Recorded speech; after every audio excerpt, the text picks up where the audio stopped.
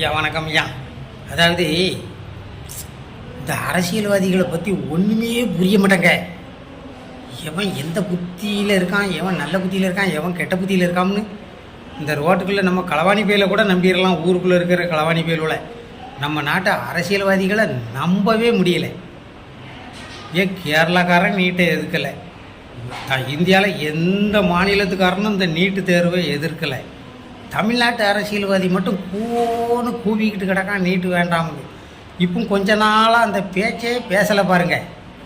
நீட்டு கொண்டு வந்தவனும் நீட்டு வேண்டாங்க, நீட்டுக்கு கையெழுத்து போட்டவனும் நீட்டு வேண்டாங்க, யார் ஆட்சியில் இருக்கும்போது நீட்டு வந்துச்சோ அவனும் நீட்டு வேண்டாங்க, அரசியல்வாதி பூரா நீட்டு வேண்டாங்க, மக்கள் வாயை மூடிக்கிட்டு இருக்கான். படிக்கிற மாணவர்கள் பூரா நீட்டில் ஃபஸ்ட் ரேங்க் எடுத்து பாஸ் பண்ணுதான். ஆனால் இந்த நீட்டுக்கு முன்னாடி டாக்டர் சீட்டு கிடச்சிட்டு அப்படின்னா உடனே 1 கோடி ரூபா கொடுக்கணும். முதல் தவணை 50 லட்சம். என் சொந்தக்காரங்கெல்லாம் அப்படி பணம் கட்டி படிச்சிருக்காங்க, அதெல்லாம் எனக்கு தெரியும். ஆனால் இந்த அரசியல்வாதிகள் அந்த நீட்டு ஆகாதுன்னு மறுன்னு கூவுனானுல.